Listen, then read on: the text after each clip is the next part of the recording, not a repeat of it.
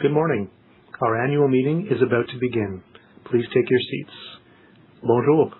L'Assemblée annuelle est sur le point de commencer. Veuillez prendre place.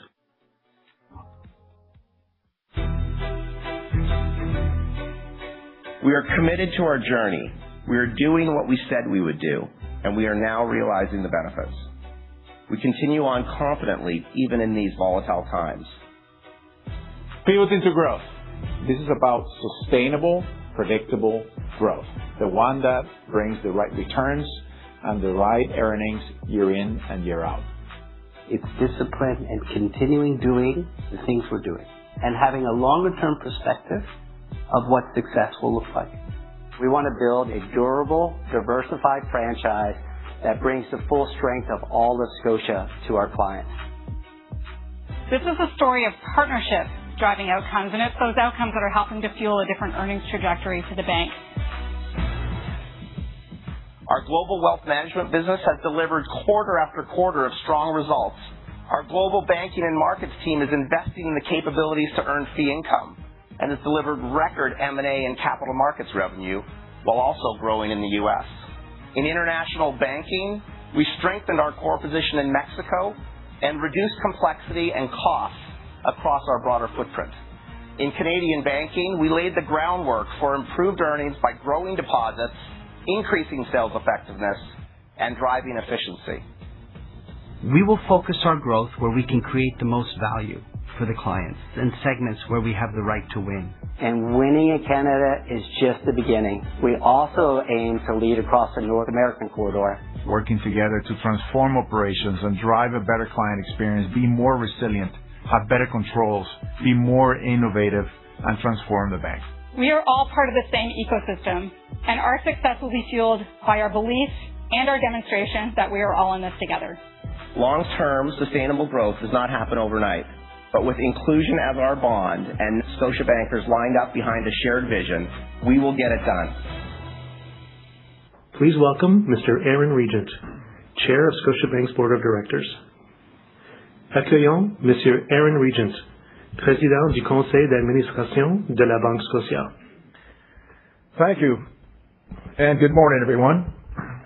As he just said, my name is Aaron Regent, and I am the Chair of your Board of Directors. Mesdames et Messieurs, bonjour et bienvenue. Ladies and gentlemen, good morning and welcome. And by recognizing that we are on the traditional territory of the Mississaugas of the Credit First Nation, the Anishinaabe, the Chippewa, the Haudenosaunee, and the Wendat peoples. Across Canada, we acknowledge the traditional territories of the First Nations, Inuit, and Métis people who call these lands home. As Chair, I am proud that Scotiabank continues to progress in its journey of reconciliation by building momentum through education and deepening trust in communities across Turtle Island. Through our Truth and Reconciliation Action Plan, the bank is committed to partnership with Indigenous communities to remove systemic barriers to economic participation, and in the past made it difficult for Indigenous peoples to have access to services and in the financial industry. This year, we followed through on our action plan by operationalizing 11 of our 37 commitments, driving social and economic outcomes for Indigenous peoples in Canada. As Scotiabank continues down this path of reconciliation, we stay committed to listening, learning, and the consistent actions necessary to help drive prosperity for future generations of Indigenous peoples. Now, it is my pleasure to welcome you to Scotiabank's 194th Annual and Special Meeting of Shareholders. As we have done in the past, we are proud to offer today's meeting in both of Canada's official languages for all participants. For those of you joining us in person, simultaneous interpretation headsets can be found just outside the entrance to this room. If you don't have a headset and would like one, please raise your hand and one of the ushers will bring one to you. English is channel 1 and French is channel 2. For those of you joining us online through the webcast, you may choose the language of the webcast interface in the top right of the broadcast screen and the language of the streaming audio in the bottom left side of the broadcast screen. Sign language interpretation is also available in the room today, and we are offering closed captioning on the webcast in both French and English. I will now ask that you please turn all personal communication devices to silent or vibrate. I want to extend a warm welcome to everyone joining us today in Toronto and by webcast. Thank you for taking the time to be with us today. We continue to make every effort to host the meeting in a manner that promotes shareholder participation by providing the options for shareholders to attend online or in person and vote their shares and submit questions regardless of their method of participation at the meeting. Now, please allow me to introduce the members of Scotiabank's management team who will be presented today. Scott Thompson, our President and CEO, and Jamie Larry, Vice President, Bank Governance and Corporate Secretary. In accordance with the bylaws of the bank, I, as Chair of the Board, will act as Chair of this meeting, and Jamie Larry will act as Secretary. I appoint Tara Israeliason and Colin Nielsen of Computershare Trust Company of Canada as scrutineers. I received proof that notice has been duly given and that a quorum is present. As such, this meeting is duly constituted. Please note that in advance of today's meeting, the bank has asked certain employees to move and second the motions for shareholders' consideration today. These individuals are shareholders or duly appointed proxy holders of the bank, and we do this to facilitate the introduction of motions. I'll now ask Jamie to speak to some of the procedure items for today's meeting. Thank you, Aaron. For those shareholders and duly appointed proxy holders who have not voted in advance, voting will be available throughout the meeting until the formal items of business are concluded. To facilitate the voting procedure on the items of business coming before today's meeting, for those shareholders attending in person, there will be one ballot. A ballot will be provided to any registered shareholder who has either not completed a proxy form or would like to vote on a motion in person rather than by a previously delivered proxy. Any person appointed as proxy by a shareholder who has not indicated voting instructions on the proxy form may also request a ballot. If you would like a ballot, please raise your hand now so that they may be handed to you by the scrutineers. Completed ballots will be collected by the scrutineers following the voting on the shareholder proposals. Also, please ensure that you print your name clearly on the ballot and sign it. Instructions on how to submit your votes online are available under the home icon on the top left side of your screen if you are watching the webcast, in the rules of conduct under the documents icon at the top left side of your screen, and also in the AGM user guide located on the bank's annual report and annual general meeting webpage. If you are attending in person, please refer to the leaflet that was provided at the entrance to this room. The items to be voted on are the election of directors, the appointment of the auditor, the amendment to bylaw number 1 regarding directors' compensation, the administrative amendments to bylaw number 1, the advisory vote on executive compensation, and the shareholder proposals. Each item of business that will be put before this meeting will be voted on by ordinary resolution requiring a majority of the votes cast for approval. The exception to this is the amendment to bylaw number 1 regarding directors' compensation, which will be voted on by a special resolution requiring at least 2/3 of the votes cast for approval. We will provide the preliminary voting results during today's meeting, and the final voting results will be available after the meeting. Thank you, Jamie. We will be conducting the meeting in accordance with our rules of conduct. I also note that questions may be raised by shareholders and duly appointed proxy holders through the various channels made available today. Shareholders and duly appointed proxy holders attending in person are invited to approach one of the standing microphones in the room, or if easier, please raise your hand and a microphone will be brought to you. I ask that you hold your comments and questions until the appropriate time in the meeting.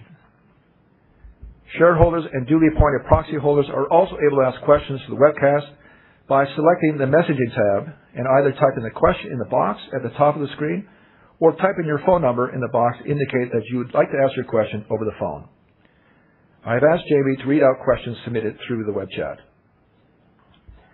The agenda for today's meeting can be found in the leaflet that was provided at the entrance to the room. As in previous years, we will have a general question period at the end of the meeting. If you have a question on the business of the meeting, shareholders and proxy holders submitting questions online are encouraged to submit their questions as soon as possible during the meeting so that we can do our best to address them at the appropriate time. For those attending online and wishing to ask questions over the phone, after you are prompted to provide your phone number, please ensure that you also note the subject matter of your question so that we can do our best to address it, again, at the appropriate times during the meeting. To facilitate the timely conduct of our business and to ensure that all shareholders who wish to raise issues at the meeting have an opportunity to do so, I would ask that each speaker focus their question on the topic under discussion at the time, and also please be brief and concise, limiting their comments to 3 minutes. We also request that anyone wishing to ask a question limit themselves to one question at a time until other shareholders have had an opportunity to ask a question. Questions should be of a general nature, as this is a shareholders meeting. Client or personal questions can be directed to one of the contacts on the back of the proxy circular. Bank representatives will also be available after the meeting to answer any additional client or personal questions from in-person attendees. As we will be receiving questions through multiple channels, we do appreciate your patience. If there are several questions on the same topic, we may group these together. We endeavor to answer all the questions during the meeting. However, any questions that cannot be answered and that have been properly put before the meeting, we will post answers on our website as soon as practical after the meeting. For those attending online who are asking questions over the phone, if for some reason we are not able to address your question during the meeting, please use the web chat to submit your question or reach out to the corporate secretary using the contact information on the back of the proxy circular. On behalf of your fellow shareholders, I thank you in advance for your cooperation. Before we turn to items of business, I'd like to thank you, our shareholders, for your continued commitment to Scotiabank. 2025 was an important year for the bank. Under the leadership of President and CEO Scott Thomson, the bank has built a solid foundation for future growth, allocating capital to priority markets, prudently managing operating expenses, and strengthening the capabilities that support long-term performance. At the same time, the bank continued its shift from volume to value and is focused on improving products and services and diversifying its business mix to advance Scotiabank's North Star of client primacy. Together, these actions have driven strong progress towards the bank's medium-term objectives, even as we've continued to navigate a challenging economic and geopolitical environment. While Scott will speak more about the bank's progress in his prepared remarks, I would like to recognize the board's role in supporting the bank's strategic execution and the important work that has been done over the past year. The board continued to engage with many of the bank's shareholders on matters such as governance, sustainability, and leadership. These discussions remain an important part of our role, particularly as shareholder expectations evolve, and they help ensure we maintain strong governance and effective oversight of the bank's operations. We also established a new technology committee this year to oversee the bank's technology strategy, technology-based risk management, and technology investment and innovation. As the pace of change continues to increase, oversight of cybersecurity and the ethical use of data and artificial intelligence are key areas of focus for this committee. We also remain highly engaged with the bank's management team in providing oversight and stewardship of the bank as it advances its priorities, and we look forward to continued progress in the year ahead. It is truly my pleasure to serve the bank and you, our shareholders, as chair of our highly qualified and engaged board of directors. And I look forward to continuing to meet and engage with all of you on various matters in the year ahead. On behalf of the entire board, I would also like to acknowledge the Scotiabankers across our global footprint who work tirelessly to deliver for the bank's clients, shareholders, and the communities in which the bank operates. As a board, we remain confident in the path that the bank is on today as it continues to execute its strategy and create long-term value for all its stakeholders. Now, before we turn to the first item of business, I would like to point out that discussions during today's meeting may contain forward-looking statements about the bank's outlook and objectives and our strategies to achieve them. The bank's actual results could differ materially from any expectations discussed. There may also be references to non-GAAP measures. The details of our warning regarding forward-looking statements and non-GAAP measures are behind me on the webcast screen. They can also be found in the bank's first quarter report to shareholders. I would now like to invite Scotiabank's President and CEO, Scott Thomson, to address the meeting.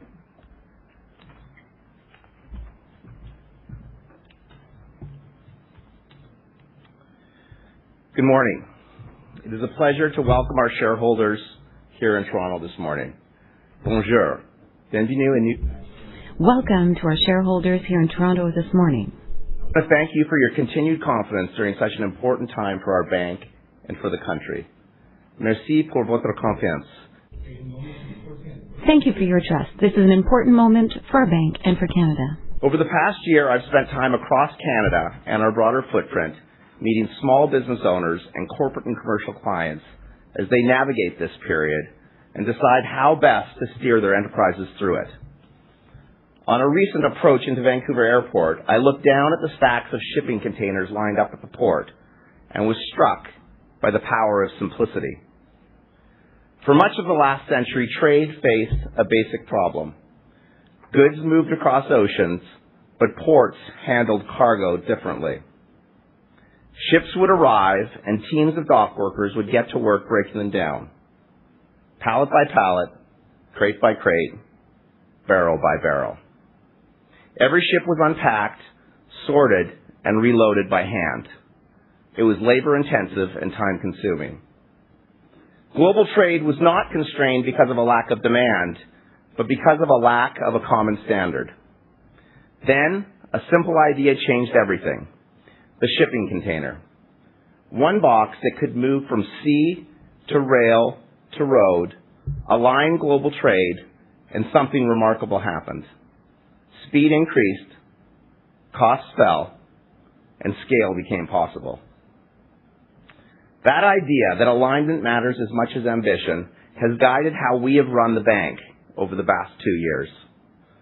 Just as the shipping container transformed trade by harmonizing how the system operated, our focus has been on simplifying, standardizing, and sharpening how we deploy capital and serve clients. And the results are clear. Stronger earnings, improving returns, and a balance sheet built for resilience. Across the bank, we've shifted from volume to value, moving from leading with our loan book to building deeper, more meaningful client relationships. We ended the year with an adjusted return on equity of 12.5%, up nearly 200 basis points year over year. We told the market we expect to reach our medium-term return on equity target of 14% plus in 2027, 1 year ahead of plan. And in the first quarter of this year, we've already reached 13%. Our net income was up 10% in 2025, helped by strong revenue growth and good expense control. We have repurchased 20 million shares over the past year, and we intend to continue repurchasing shares in the quarters ahead. Taken together, this has helped to drive a total shareholder return north of 35% in 2025. The introduction of the shipping container shows us that innovation on its own is often not enough, but rather what you do with it through processes, approaches, or ideas that help a system scale. That's the lens we're applying across the bank, from how we attract primary clients to how we modernize platforms. One of our core areas of focus continues to be growing primacy. And over the last 2 years, we've added more than 400,000 retail primary clients across Canada and our international footprint. These are clients for whom we meet their core banking needs, who actively use our products, and who are engaged digitally. In Canada, many of these clients are coming to the bank through our innovative Mortgage Plus program, which now represents more than 90% of new mortgage originations. Mortgage Plus is a customizable banking proposition that gives clients access to preferred mortgage rates. We were also excited to welcome iconic Canadian brand Shell to our Scene Plus program this year, unlocking new ways for members to save and earn rewards on everyday essentials like fuel, groceries, entertainment, fuel, and of course, banking. In our international footprint, we completed the transfer of our banking operations in Colombia, Costa Rica, and Panama to Latin American Bank Davivienda in exchange for an approximate 20% ownership stake in the combined entity. The transaction, which closed in December, reflects our commitment to optimize our international banking business by focusing on those countries which we can grow and scale. Our global banking and markets business has been investing in new capabilities, with our business in the United States now growing to 12% of the bank's total earnings in 2025. And in our global wealth management business, we've seen a 14-point improvement in our Net Promoter Score since we launched our strategy in 2023. And this is one of our key metrics we use to measure client satisfaction. Within the bank, we focused on technology investments that are redefining how Scotiabank serves clients, how our teams work, and how we create long-term value, allowing us to compete and win in a rapidly changing landscape. We have now launched our enterprise approach to data and AI, which we call Scotia Intelligence. Through Scotia Intelligence, we are building for where AI is going, not where it was. It unifies our most advanced tools and capabilities to turn information into actionable insights at scale, accelerate decision-making, and drive a more agile, connected, and high-performing organization. As part of these efforts, we are putting the power of assistive AI tools into the hands of all our employees to help them make faster, more informed decisions so that we can deliver better outcomes for our clients now and into the future. All of our efforts have helped to build a strong foundation that is prepared and equipped to support our clients in whatever lies ahead, and to continue delivering sustainable, long-term returns for you, our shareholders. Pour vous, nous actionnaires. For you, our shareholders. Just as the shipping container reshaped the economic map, today's technological and geopolitical shifts are reshaping it again. The implications for Canada and our clients are profound, guiding where investment flows and how risk is managed. In the International Monetary Fund's most recent check-in on Canada's economic health, it found the country to be economically resilient. In fact, Canada is faring better than might have been feared. But resilience on its own does not create prosperity. The IMF's message is that productivity, investment, and policy clarity now matter more than ever. Growth won't come from demand alone, but rather from restoring investor confidence that gets capital flowing and boosts Canada's capacity to deliver on today's national priorities. This includes energy and resource infrastructure, defense, housing supply, and innovation. In other words, the demand is here, the capital exists, but misalignment between policy, infrastructure, and investment still holds Canada back. Those same geopolitical shifts have also sparked long overdue conversation about Canada's economic framework. Leaders have galvanized around a deliberate pro-growth agenda focused on trade diversification and long-term prosperity. Last year at this meeting, I said that this is Canada's moment to point itself in the right direction, to be more deliberate about growth, investment, and competitiveness. Since then, the federal government has referred more than 20 initiatives to the Major Projects Office, with countless other smaller-scale projects receiving investment or support to help get them off the ground or accelerate their impact. Many businesses, too, have shown a renewed optimism about the path Canada is on, and it will take those same businesses stepping up and investing with confidence to unleash the country's potential. That confidence matters because Canada has set an ambitious goal to unlock up to $1 trillion in investment over the next 5 years. That investment is key to building infrastructure, expanding industrial capacity, and strengthening long-term growth. If achieved, it would be transformational for the economy. It would boost real GDP growth by 2% driving a meaningful improvement in living standards in this country to the tune of approximately $1,200 per person per year in real income. It is also this type of ambition that is necessary amidst an ongoing period of economic dislocation. Public capital can help set the direction, but it is private investment that will make this a reality.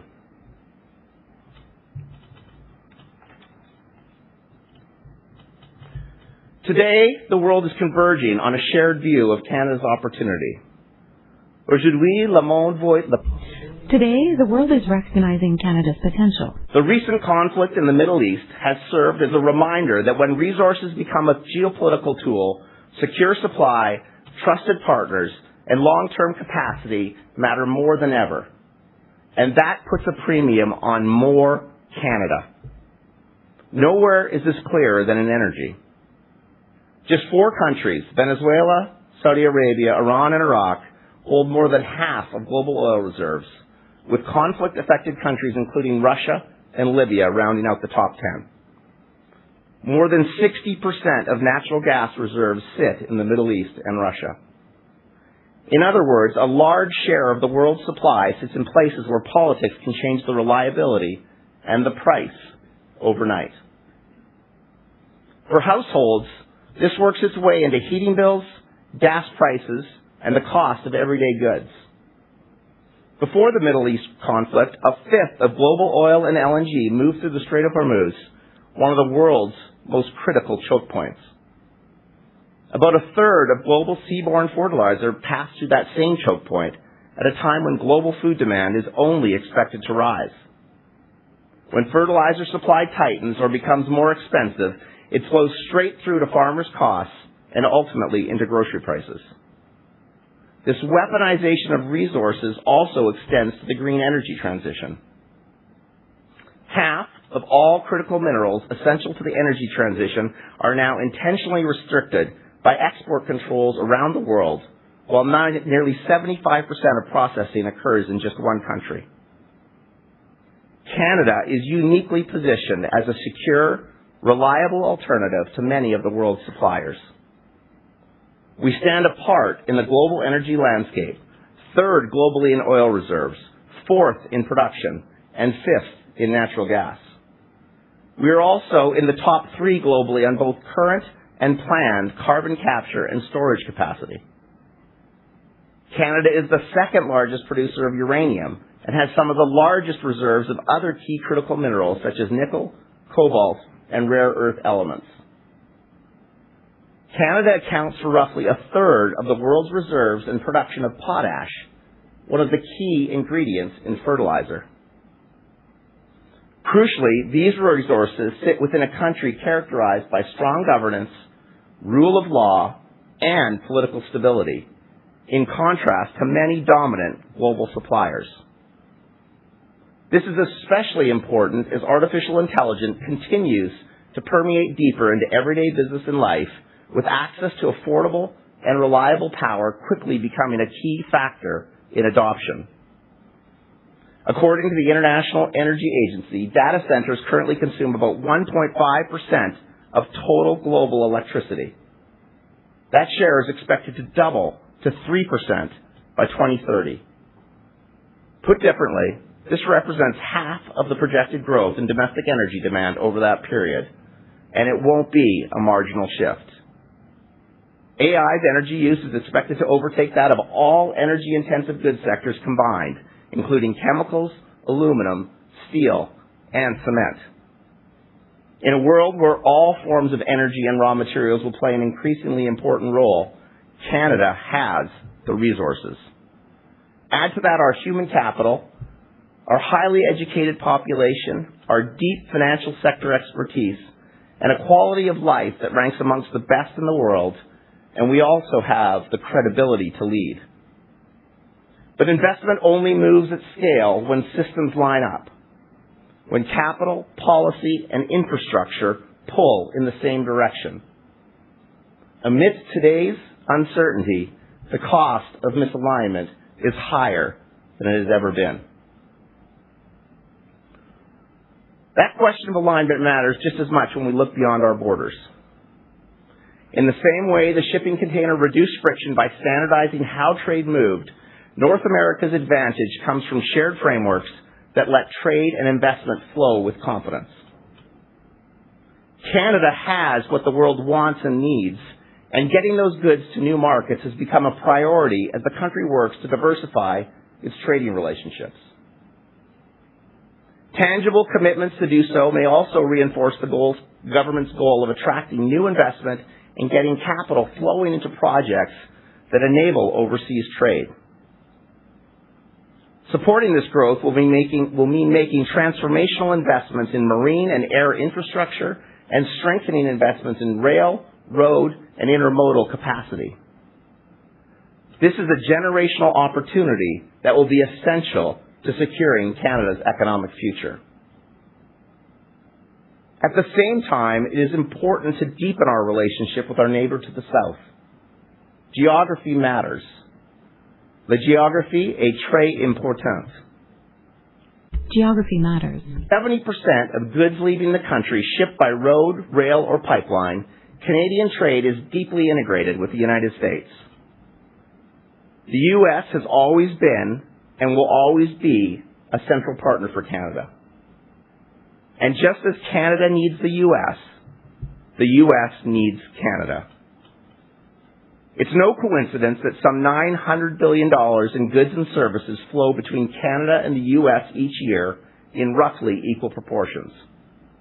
Energy, food, and critical inputs move back and forth across the border every day. The United States relies heavily on Canadian energy and potash, dependencies that underscore how interconnected our economies truly are.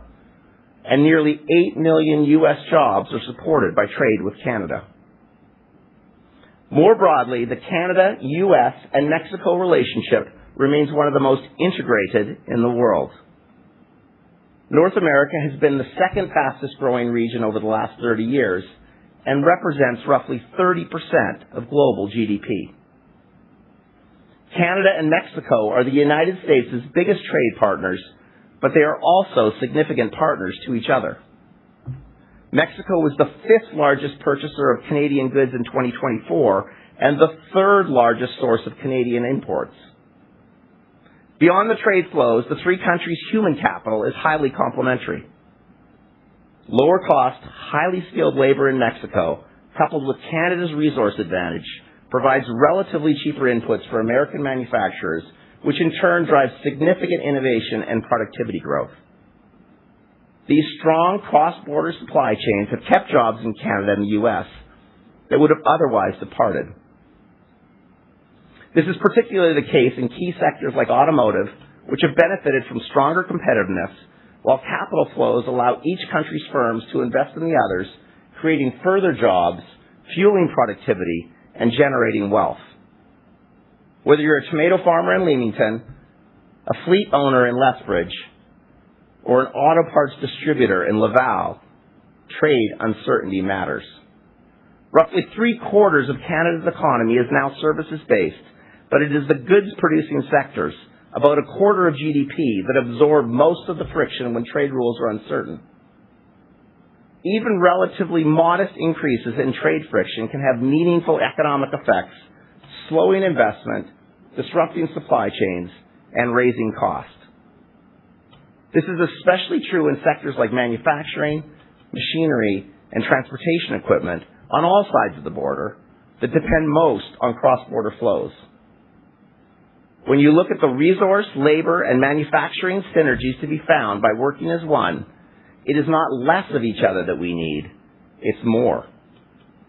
Particularly in a more fragmented multipolar world, the relative strength that all three countries gain from CUSMA becomes all the more important. We believe that the renewal of CUSMA remains the most likely outcome. The economics of the deal are obvious, but the path to get there may not be linear. The real risk is prolonged misalignment and missed opportunity. As the CUSMA review unfolds, the objective should be not only to move quickly to reduce uncertainty, reinforce clear rules, and keep North America investable. It should be also to deepen even further, to amplify trade, and to grow our collective prosperity.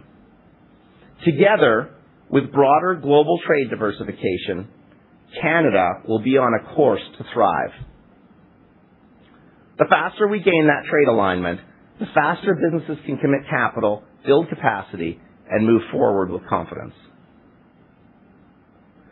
Scotiabank intends to be at the center of that alignment. We're built for this moment.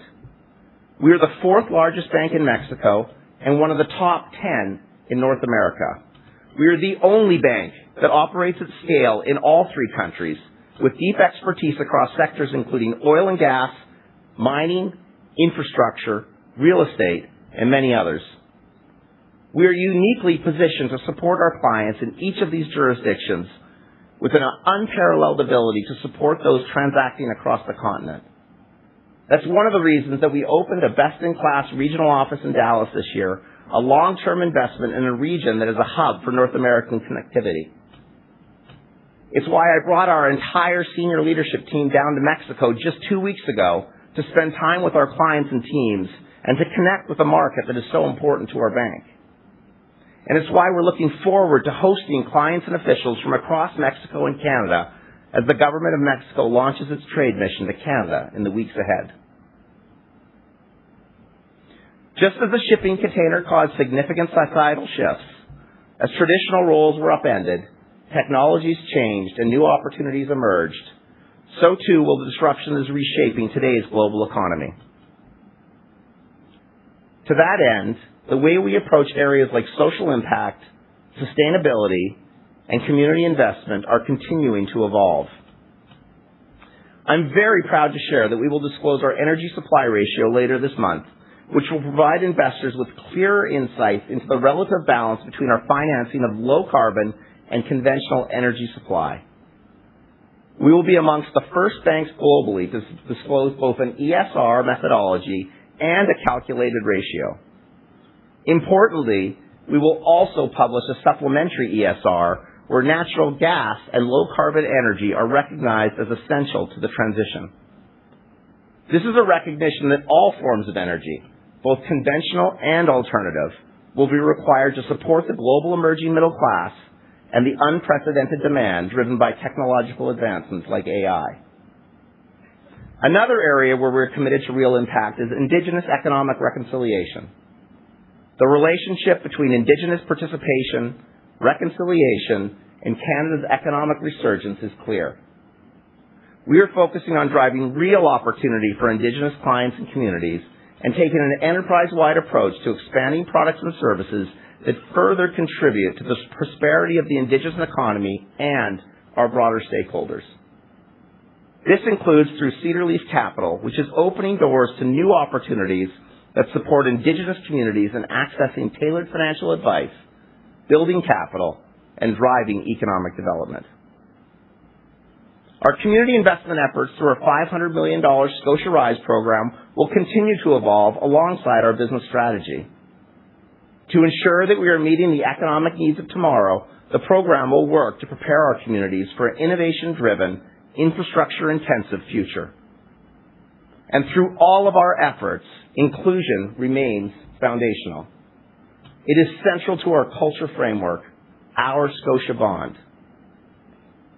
And as we build the team that will continue to deliver our strategy, diversity of talent, experience, and perspective remains a strategic advantage. Taken together, these efforts reflect a bank that is operating with clarity, confident about our role in the world today, and deliberate about the way we drive our impact forward. In the container revolution, the winners weren't the ports that had historically handled the most cargo, but rather the ones that aligned early around the new economic order and built for scale. That's how we've thought about our own journey here at Scotiabank, and it mirrors the path that Canada is on today. As a country and a continent, only through alignment will we be able to compete and lead globally. Alignment between capital and policy, between stability and growth, between today's economy and tomorrow's. That's what turns potential into performance within our bank and across Canada. That's how we'll thrive. And through it all, Scotiabank will be there. La Banque Scotia sera là. Partnering with clients, delivering for shareholders, and strengthening the communities we serve. Merci. Thank you.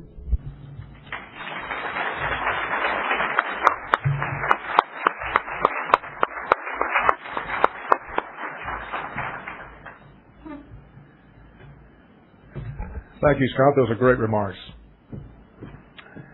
We will now proceed with the first item of business as set out in the notice of meeting. Copies of the annual report, which contain the bank's 2025 financial statements and auditor's report, were sent to shareholders in advance of this meeting.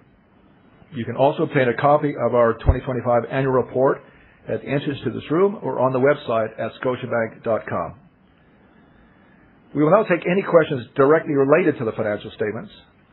Raj Viswanathan, our Group Head and Chief Financial Officer, is here with us today.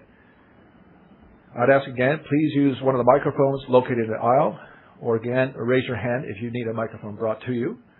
And please state your name and whether or not you are a shareholder or a proxy holder.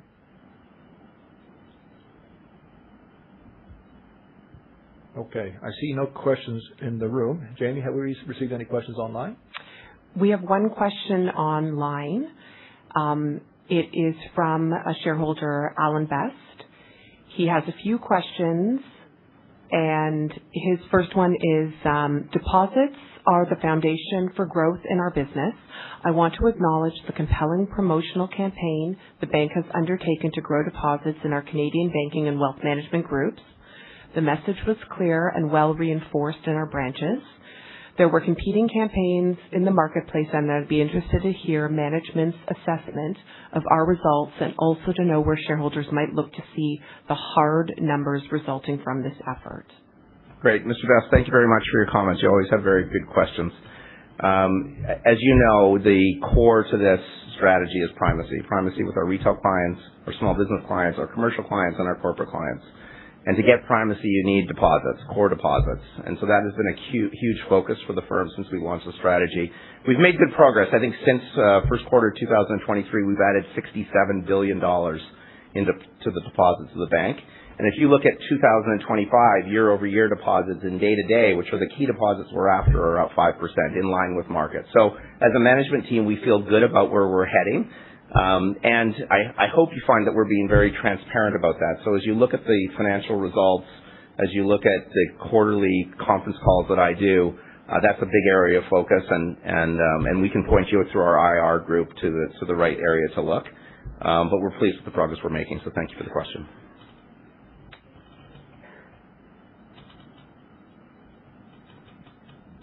My name is Leslie Dobos. I am a shareholder for the past 50 years.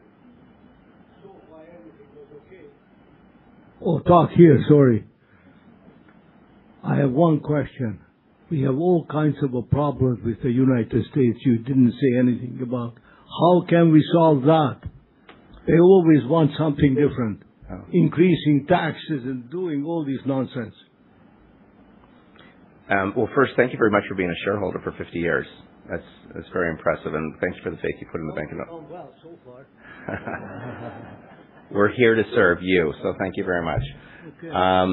Yeah, I think the U.S., Canada, Mexico relationship is a complicated one right now for reasons that we're seeing in the press. I think the key is to make sure that we don't lose sight of this power of the regional trading bloc of Canada, the U.S., and Mexico. And as I'd mentioned, it's growing quickly. It's 30% of the GDP. There's obvious issues that, U.S. has with Canada and Canada has with the U.S. And I think we have to, stay away from listening to all the rhetoric on television and focus on the data and the stats and the fact that, in my view, we want to grow and diversify trade with other countries. We should do that for sure. But we should deepen and amplify the relationship with the U.S. And if we can do that, the economic pie gets better and we all benefit. Okay. There are no further questions online. Okay, we will now proceed with the election of directors. The board's role is to oversee management of the bank, ensuring that strong corporate governance practices are in place. Sound and effective corporate governance is a critical part of the bank's culture and fundamental to our long-term success. Our directors are regional, national, and international business and community leaders with diverse thoughts, perspectives, backgrounds, and experiences. As a group, they have been selected based on their integrity, collective skills, and ability to contribute to the broad range of issues the board considers when overseeing the bank's business and affairs. I would like to thank all of our directors for their commitment, hard work, leadership, and counsel to me. I would also like to acknowledge the contributions of Don Callahan, who is not standing for re-election this year. His insights and collaborative spirit have been so valuable to the board and to the bank. Don, thank you for your service, and we wish you the very best. This year, we are delighted that Antonio Garza is standing for election at today's meeting for the first time. Tony's a senior advisor in the Mexico City office of White & Case, LLP, and the former United States ambassador to Mexico. He's an acknowledged expert on U.S.-Mexico relations with a deep understanding of the business and political environments of both countries. Tony has extensive public policy and financial services experience, as well as expertise in human capital management, executive compensation, risk management, and sustainability and governance matters. The board of directors has fixed the number of directors to be elected at 12, and I confirm that all nominees are eligible for election. We believe we have a board with the right combination of skills, experience, and integrity to provide strategic counsel to management and oversee the bank's business and affairs. All of our directors are joining us today, either in person or virtually. I'll invite Jamie to read the names of the nominees standing for election, and I would ask each nominee who is attending in person to stand as their name is called. Thank you, Aaron. The nominees for election as directors are Nora Ofreiter, Guillermo Babbitts, Dave Dowrich, Antonio Garza, Michael Medline, Lynn Patterson, Una Power, Aaron Regent, Sandra Stewart, Scott Thompson, Stephen Van Wyck, and Benita Warmbald.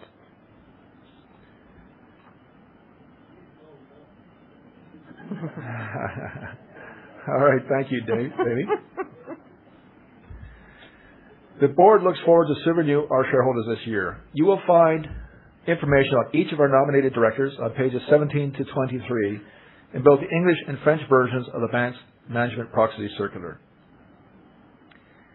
I now call on Michelle Stevens to make the motion for the nominations for directors.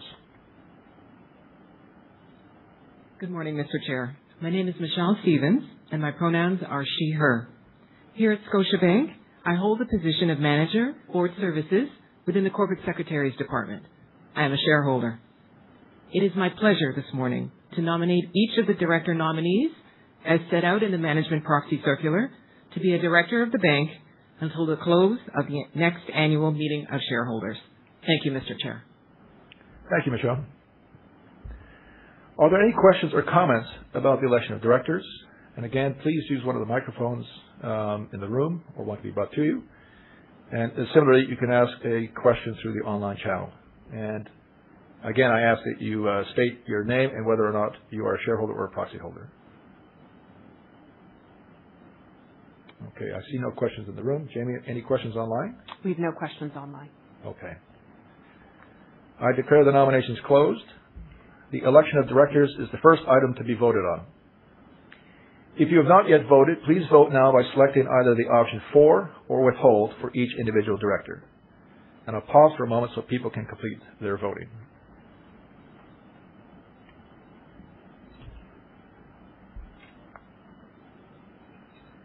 Our next item of business is the appointment of the auditor.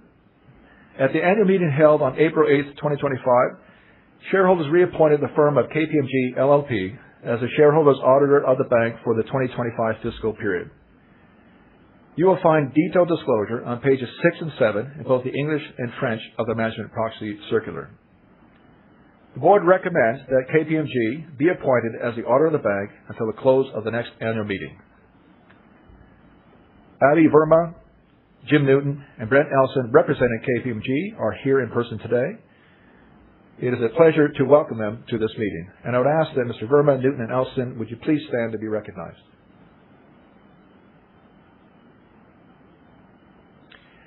I will now call on David Washburn to make this motion. Monsieur le Président du Conseil, je m'appelle David Washburn. Mr. Chairman, my name is David Washburn. I'm Vice President, Executive Compensation Worldwide, and I'm shareholder. I propose that KPMG LLP be appointed auditor of the bank until the conclusion of the next annual general meeting of shareholders. Thank you, Mr. Chairman. Calling Jamie to second the motion. J'appuie la motion. I second the motion. Okay. Thank you, David. Thank you, Jamie. I will invite shareholders and proxy holders with questions related to the appointment of the auditor to approach one of the microphones. Or if you have a question online, please use one of the online channels. I see no questions in the room. And Jamie, any questions online? We have no questions online. Okay. This item of business is the second item to be voted on. For those of you who have not yet voted, please vote now by selecting either the option for or withhold.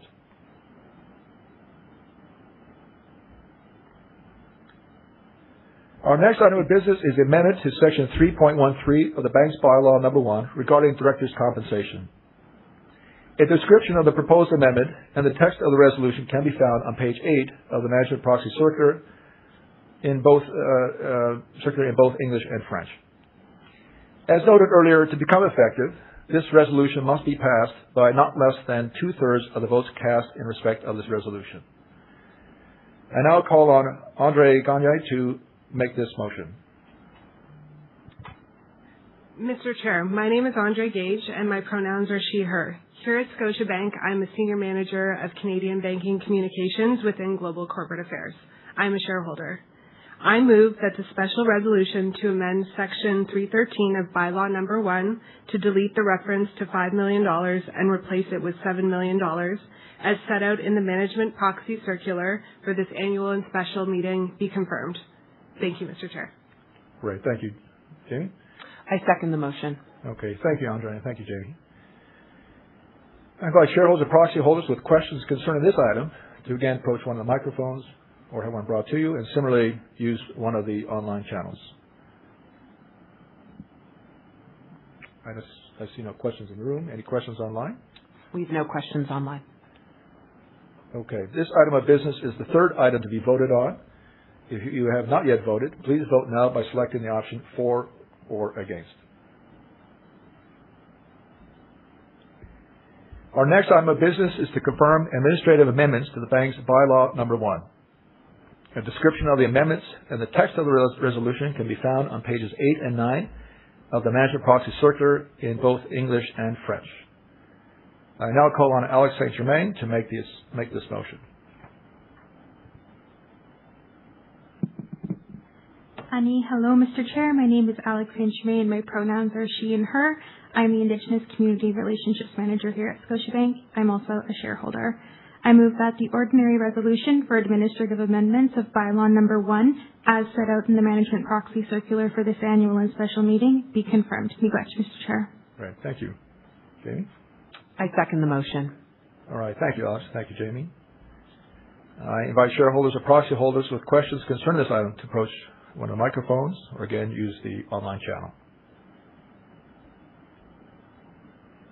I see no questions in the room. We have no questions online. Okay.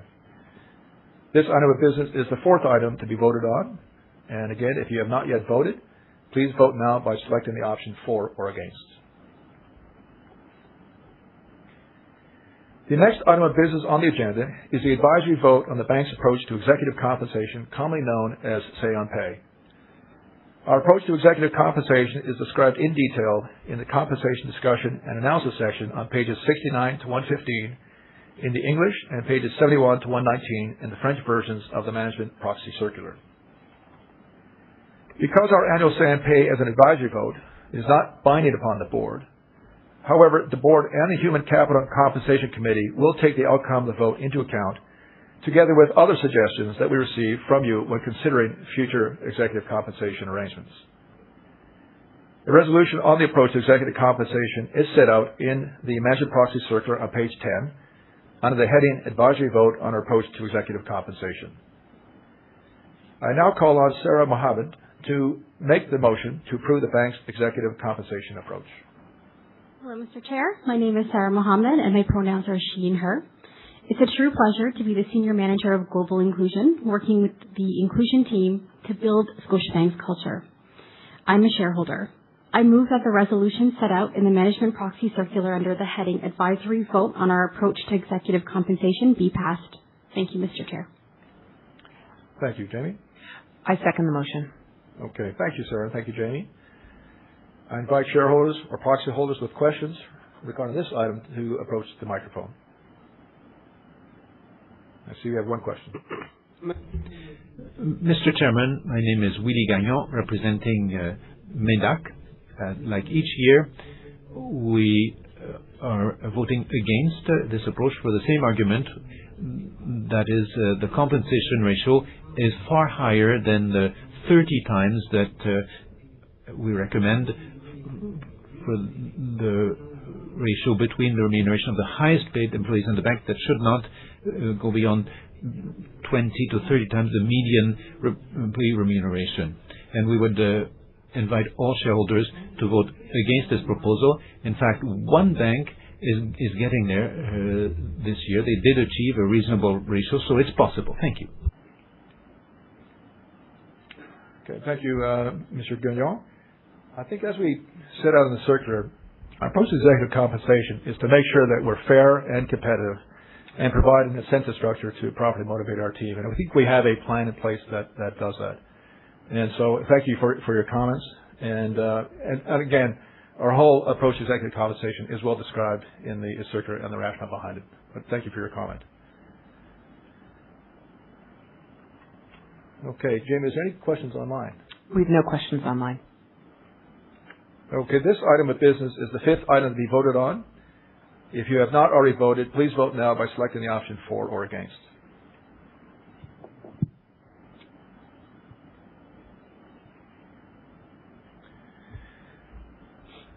The next item on the agenda is the shareholder proposals. This year, 8 shareholder proposals were submitted for a vote at today's meeting. Shareholders and proxy holders will be given an opportunity to ask questions related to the proposals after the proposals have been presented and moved.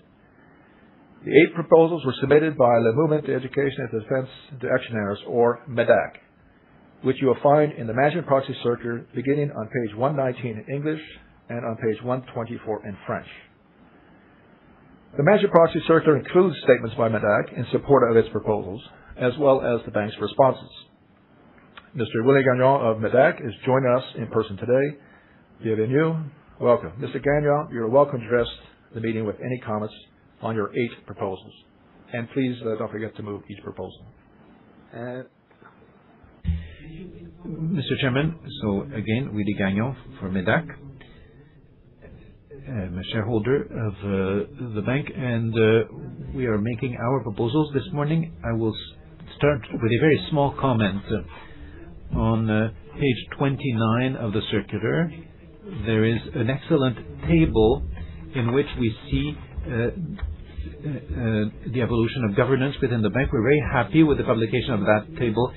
If we had to write MEDAC next to each of the measures that you've adopted over the past 20 years, it would often show up in the circular, and we're very happy that we were able to participate in the evolution of the bank's governance, and we're very happy with that small table. We would have been even happier to see our name in there, but we understand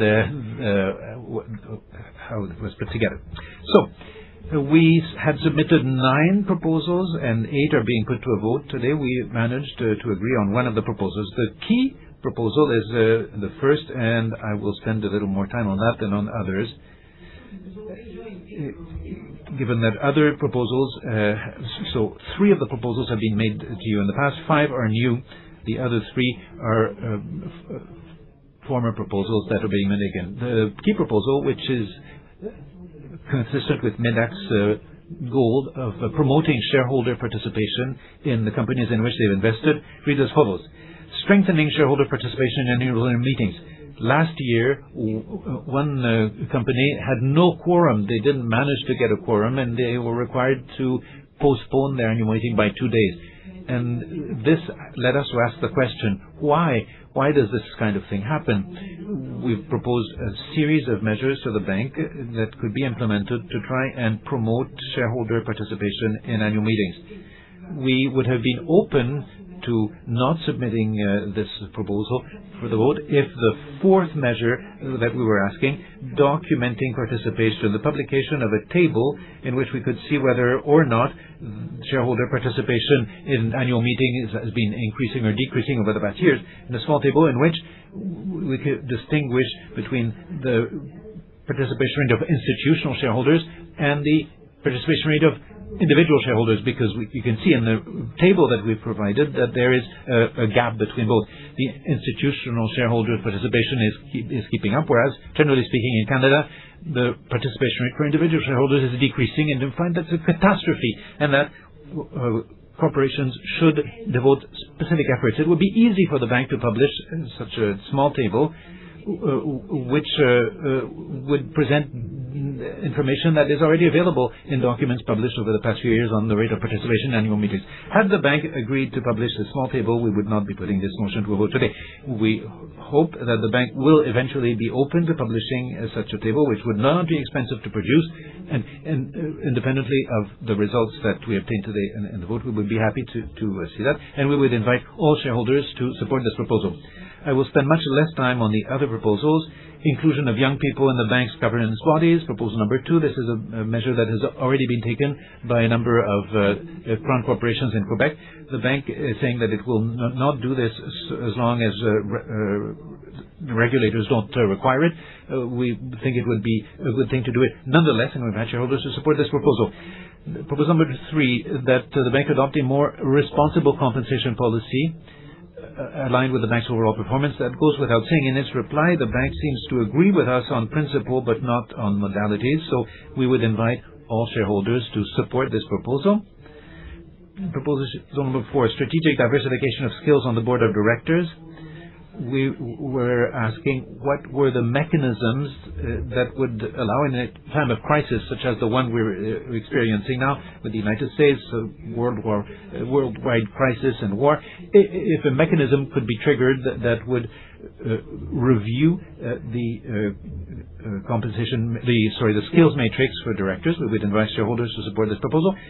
Proposal 5, a recognition of the Board of Directors' systemic role. We were asking the bank to create an advisory committee with external experts to address the systemic role of the bank in the country's economy. This is a concern that the bank has. We have heard about it today, and we heard about it last year in the CEO's addresses, and we would find it helpful if such a committee were created, so we'd invite shareholders to support this proposal.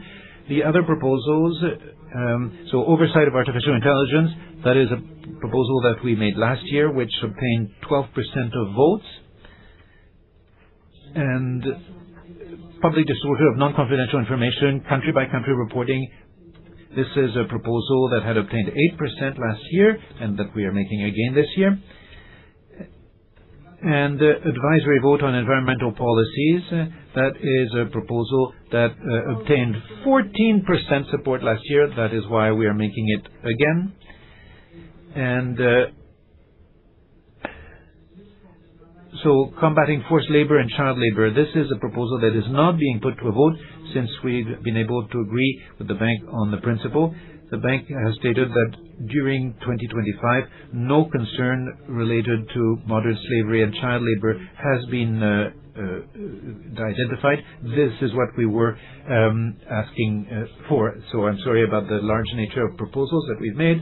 If we were able to agree on the past proposals that have obtained a high percentage of support, they would not be made again.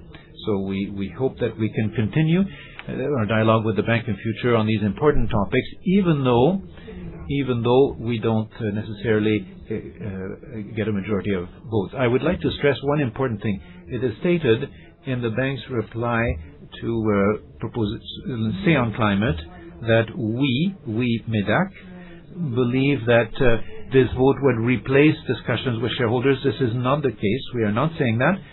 We are saying that Say on Climate would be additive to all the efforts that the bank is already excellently deploying with shareholders. We don't want to substitute this for the dialogue that is existing. So we would hope that the state of discussions we have with the bank be reflected in your answers rather than the opposite of what we are submitting. So thank you, Mr. Chairman. Thank you for all the time that you have allowed us. I'm happy to continue to attend this meeting in person. It's important. And we would obviously invite all shareholders to support our proposal. Thank you. Mr. Gagnon, thank you for your proposals and thank you for your comments. And one of the things that I'll continue to stress is we welcome ongoing engagement with our shareholders, whether it be at the annual meeting like this or throughout the course of the year. We have a very active dialogue, and we appreciate getting input at different perspectives. And we take it seriously. We bring it on board, and many of the things we agree with. We may agree with just how we go about addressing the issues, some of which that you have raised. I think you would have seen in our response a pretty comprehensive response by the bank to your proposals, and I would encourage all shareholders to review those. But thank you again for your comments. On that, shareholders can find the bank's position on each of MÉDAC's proposals on pages 120 to 133 on the English and page 125, 140 of the French versions of the Management Proxy Circular. Are there any other questions on the proposals that have been made? I see none in the room. Online? We have no questions online. Okay. So if you have not yet voted, please vote now by selecting the option for, against, or abstain for proposals 1 to 8. Having now completed the formal items of business as set out in the notice, the voting is now closed. The scrutineers will now collect the ballots. Please raise your hand if you need the scrutineers to pick up your ballot. Thank you.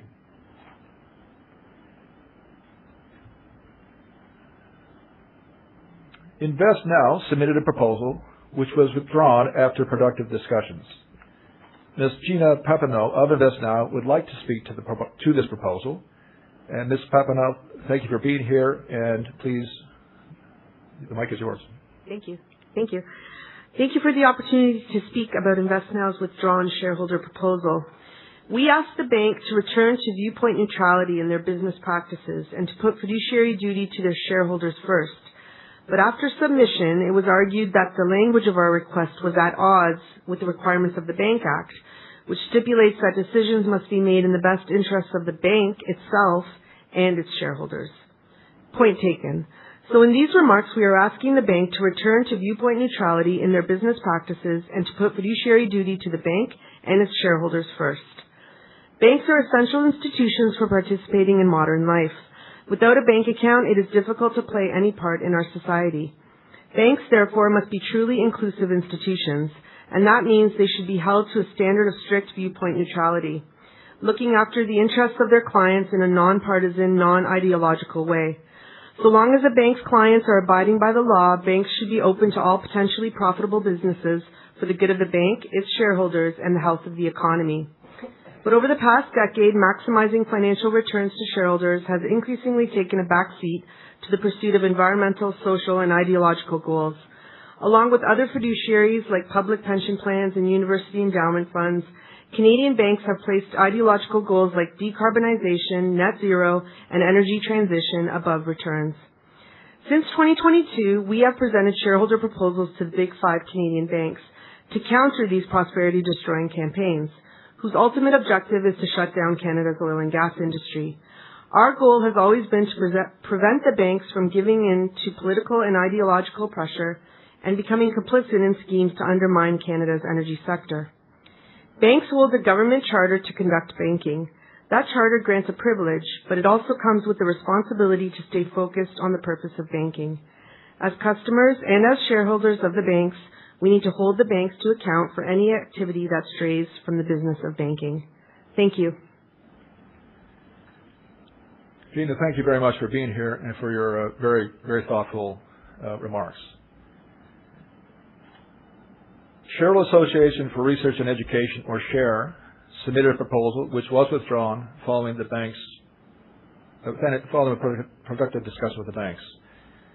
Ms. Gina Lee, our chair, would like to speak to the proposal. Ms. Lee, you may briefly address the meeting.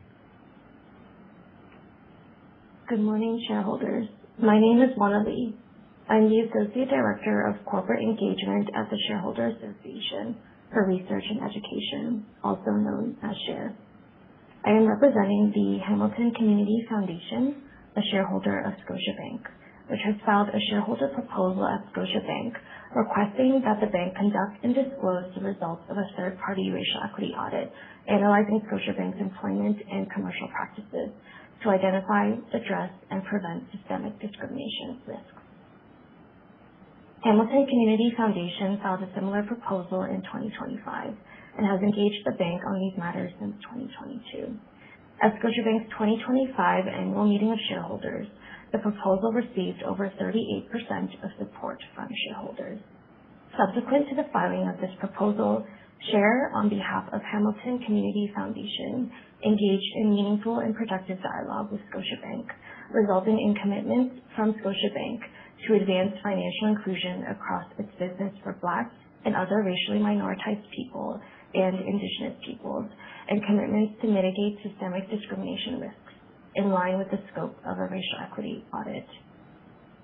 Broadly, Scotiabank has agreed to undertake a number of actions in exchange for the withdrawal of the shareholder proposal to be completed in fiscal year 2026 and 2027. The commitments include a series of internal assessments and public disclosures related to the race-based impacts of the bank's employment systems, procurement processes, and lending and investment activities. The commitments touch upon topics such as financial inclusion, affordable housing, and complaints handling. Scotiabank has also made a commitment to assess the merits of a racial equity audit of business practices. An evaluation of the merit of such an audit will allow Scotiabank to assess peer bank practices, identify the effectiveness of its current policies, programs, and practices, and better understand the importance of a racial equity audit as a risk management tool for the business. Such an assessment will be important for investors to better understand and assess the due diligence conducted by Scotiabank to inform its decision around the conduction of a racial equity audit. Following these commitments, Hamilton Community Foundation withdrew the proposal. As Scotiabank assesses the merit of a racial equity audit, shareholders continue to see that a racial equity audit will provide Scotiabank with a comprehensive mechanism to assess compliance with Canadian human rights and Indigenous rights frameworks, identify gaps in financial products and service offerings for underbanked communities, and evaluate deficiencies in the bank's systemic discrimination risk mitigation processes. Through a racial equity audit and Scotiabank's new commitments to strengthen its current practices to advance financial inclusion and commitments to mitigate systemic discrimination risks, Scotiabank will be better positioned to manage reputational, legal, and operational risks, fulfill its own racial equity and Indigenous reconciliation commitments, align its practices with its Scotia Bond foundational commitments, and build long-term value for shareholders. This is in line with peer banks, CIBC, BMO, RBC, and National Bank of Canada, who have agreed to conduct a racial equity assessment of employment and business practices. At present, we are in an environment that requires companies such as Scotiabank to continue advancing racial equity while managing for systemic discrimination risks to meet regulatory expectations and longstanding human rights and Indigenous rights frameworks. As illustrated by the commitment made by Scotiabank, preventing discrimination remains a priority for businesses, and strengthening of systems to address these risks continue to be warranted. Thank you for the productive exchange. We look forward to continued engagement with the bank on these matters. Thank you, Ms. Lee, and we appreciate our ongoing engagement with you. Okay, ladies and gentlemen, the scrutineers have completed the preliminary tabulation of the votes cast in respect of each item of business before the meeting. I would now ask Jamie to speak to the preliminary report on voting results. Thank you, Aaron. We wish to report that the vote return is over 53%. I'm pleased to inform you that each of the 12 nominees for director named in the management proxy circular has been elected and received over 96% of votes in favor. The auditor was reappointed with over 92% voted in favor of KPMG LLP. The special resolution to amend Section 3.13 of the bank's bylaw number 1 regarding directors' compensation was passed by more than 2/3 of the votes cast, with over 98% voted in favor of the amendment. The administrative amendments to bylaw number 1 were passed, with over 98% voted in favor of the amendments. The advisory vote on the approach to executive compensation was passed, with over 95% voted in favor, and all of the shareholder proposals were defeated. Proposal number 1 received over 98% voted against. Proposal number 2 received over 97% voted against. Proposal number 3 received over 93% voted against. Proposal number 4 received over 90% voted against. Proposal number 5 received over 92% voted against. Proposal number 6 received over 77 voted against. Proposal number 7 received over 91% voted against. And proposal number 8 received over 82% voted against. Okay, thank you, Jamie. The final voting results will be available after the meeting. We will also issue a press release as required by the Toronto Stock Exchange and post the results on the bank's website. This terminates the formal business of the meeting. We will now take questions from shareholders and proxy holders. In keeping with our past practice, I'll ask our President and CEO to return to the podium and preside over this portion of the meeting. Jamie read out questions received online and will state the name of the shareholder or proxy holder who submitted them.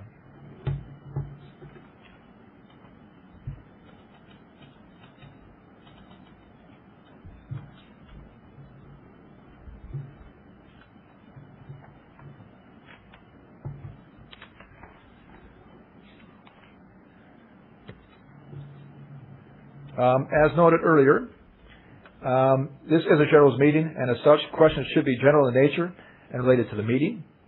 As I said earlier, if you have a client-related question, bank representatives will be available to speak with you after the meeting at the client care desk outside this room. To give all shareholders and duly appointed proxy holders the opportunity to participate and ask questions, please ask only one question at a time and re-queue if you have another question. Before asking your question, please give your name and state whether you are a shareholder or proxy holder. Over to you, Scott. Jamie, I see. Good morning. My name is Kira Taylor. I'm with Investors for Paris Compliance, today representing Slough Foundation, a Scotiabank shareholder. So I'd like to provide an opportunity to Mr. Thompson to clarify his recent remarks praising U.S. global military intervention, specifically regarding the context of South America. These statements included that the Trump doctrine is, quote, a good thing for the Bank of Nova Scotia. This was surprising to many, given the history of intervention, leaving permanent scars in many countries in Latin America. With the large presence that Scotiabank has in Latin America, this is surely something that probably Scotiabank already knows.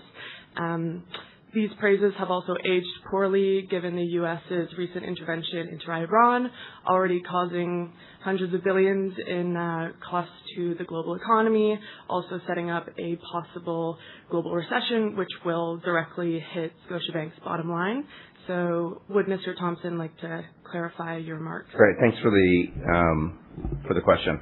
I guess two things. One is we don't have any operations in Venezuela. And we haven't for a long time. And we don't have any operations in Iran, and we've never had operations in Iran. I think the point that I was making, and it was back to January, was around what I said today, is the regional trading bloc of Canada, U.S., and Mexico, I said today, but more broadly Latin America is extremely important.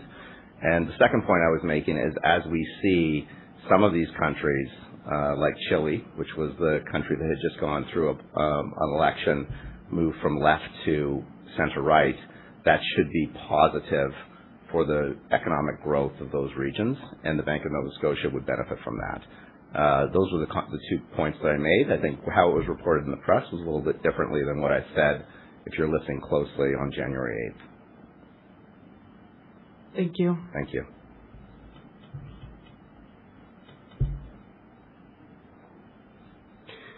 Monsieur le Président du... I'm Willie Gagnon, and I still represent MEDAC. I'd like to underscore the exceptional quality and the fantastic nature of the CEO's speeches last year. I'd never seen that in the past 20 years. The CEO of a bank who says so much about the economy. It's really refreshing, and I can see that it's the case again today. And that is the role of CEOs of large banks like you, to say what they think. Now, I'd like to know, what is the opinion of the CEO on the following question? We are a big producer of oil. We have a lot of oil resources. And this does not shelter us from the increased costs of gas in situations such as the ones we're experiencing today. So how is it that here in Canada we have so much oil and we are incapable of getting organized with that oil to protect our market and organize in order to make sure that citizens don't pay for other people's wars? I understand that oil refining in North America is very structured, and that Canada does not have the capacity to refine its own oil, that they have to have refined in the U.S. to then purchase it refined. So do you have opinions on that? Do you believe that Canadians should be able to benefit from the fact that they produce so much oil and that would help them pay less at the pump? What do you think of that regarding oil, but also regarding food? Because we can see the price of food exploding and everything that Canada is capable of producing. How is it that we are incapable of protecting ourselves from such a fluctuation abroad? I understand that our economies are integrated, but I think we should be able to benefit from the advantages we have. So it's an overarching question on the economy, but I believe the bank CEO opened the door to us asking questions about the economy writ large. Thank you. Mr. Gagnon, merci for the question. Thank you for the question. A few comments. One is, obviously what's going on in the Middle East is a tragedy right now in terms of wars, and it's not good to see any of that happening. And I do hope it gets resolved soon. As you think about Canada's place in the global economic environment, though we are an oil exporter and a resources exporter, and so when oil prices increase like they have, the actual GDP of the country does better. And as an example, I think our economics department, J.F. Perot, has highlighted that for each $10 increase in WTI, it's about a 0.5% impact to GDP. And so, in a weird way, the war does help the economy, which is not something that we want the war to end, obviously. The challenge, though, is it's complex, is that all of the geographies the provinces don't benefit equally. And so you see, obviously, a lot of resource production out in Western Canada. You see not as much resource production in Ontario, as an example. And so affordability does become an issue. And that, as a bank, we're trying to help our clients manage through what is a difficult period right now. And so as a country, I think we'll see a benefit from GDP, but different regions will benefit differently. And the same could be said for other resources as well. It does highlight the opportunity for the country to not only continue the relationship with the U.S., but also diversify trade relationships. And I talked about that in my speech. That's really important. I think that's what the Prime Minister is trying to do right now. And so as you diversify those trade relationships, you can provide the resources that we have to the countries in need. Interestingly, Mexico is also an oil exporting nation or a resource exporting nation. And so, again, another country that through this crisis will probably see a little bit of a pickup to the economy because of the oil price increase. Hopefully that answers your question. Oui, très bien. Yes, thank you. One last comment to the chair of the board. If I have a piece of advice for you, be careful with this CEO. He has interesting speeches on the economy, and I think that you might see him poached by politics. I see it almost never, so please try and keep him, because politics will get interested in him even if he's not interested in politics. So, Mr. Gagnon, this is one area we 100% agree.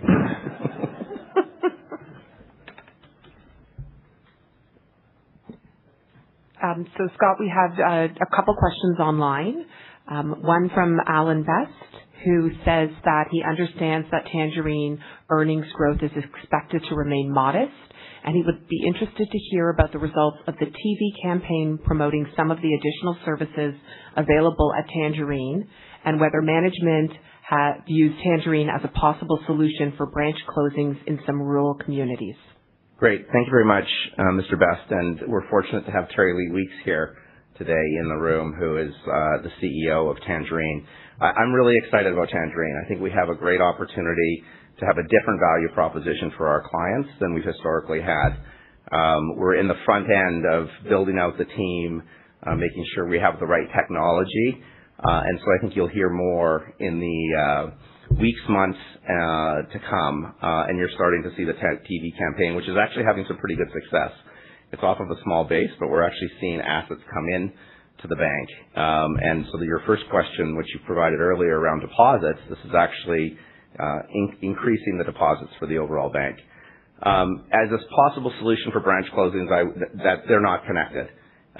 We believe the branch network is extremely important for what we're trying to do around primacy. We have closed some branches, but it's not because we don't believe in the branch. We're trying to get the branch in the right place. And so there's been investment in branches, and there's also been a few closures.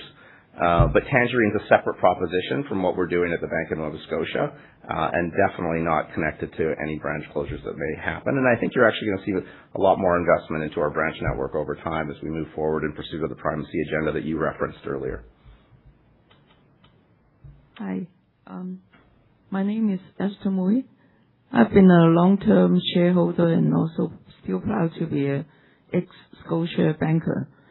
Congratulations, Scott, to your team, you and your team, for achieving excellent results and consolidating the bank's position. My question is two-pronged. What are your plans to strengthen our position in the USA, which is 1/3 of the world market, and also the fast-growing Asian market? Thank you. Esther, nice to see you. I remember your time here at Scotiabank and then also at the rating agencies. So good to see you here in the room. So we have a great business run by Travis Machen, who's also in the room today in the U.S. And actually it's growing at 10-12% from a revenue perspective. And it's mostly corporate and wholesale banking. We've added a lot of markets capabilities in the last year or two, and that's actually been a significant contributor to the overall performance of the bank. So we'll hope that continues. You also probably know we have a 15% interest in KeyBank, which is a minority interest as a regional bank in the U.S. Our plan is continue to grow organically. Travis is continuing to add on capabilities. There may be some small, very small tuck-in type capabilities we want to add, but right now we're focused on organic growth, not inorganic growth.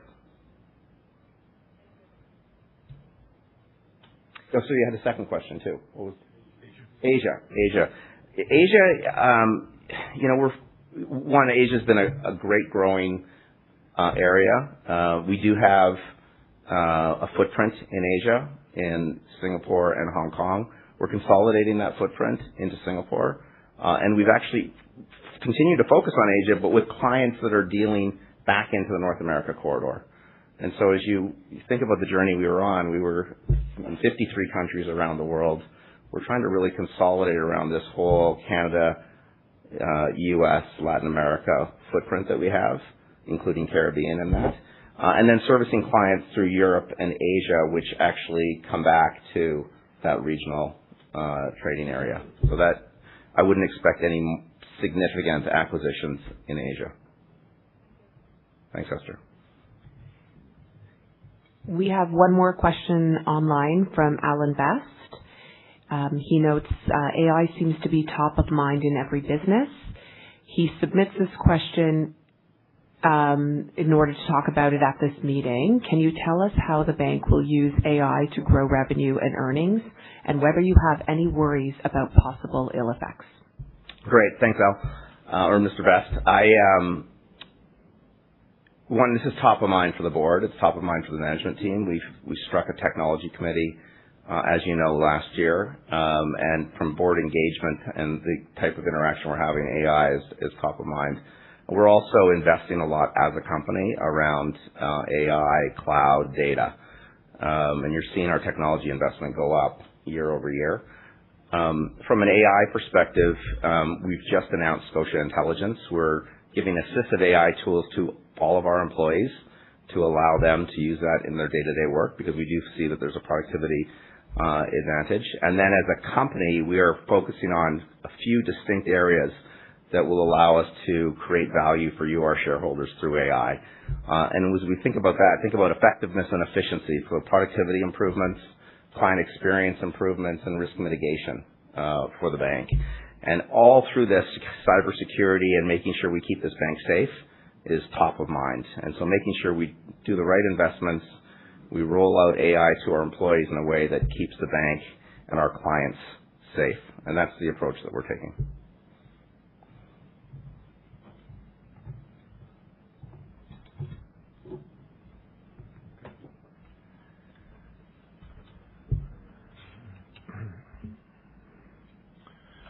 Okay, I see no more questions in the room or on the line. Thank you, Scott. So, my fellow shareholders, this now concludes the meeting. I want to thank the many Scotiabankers, translators, and members of our production team who made today's meeting possible. There's a lot of effort that goes into today. I also want to thank you, our shareholders, for attending our annual meeting and for your continued support. And so with that, I'll declare this meeting terminated. If you have any interpretation or simultaneous, if you have any headphones, just leave them on your chair and they'll be picked up. Thank you very much, everybody, and have a great day.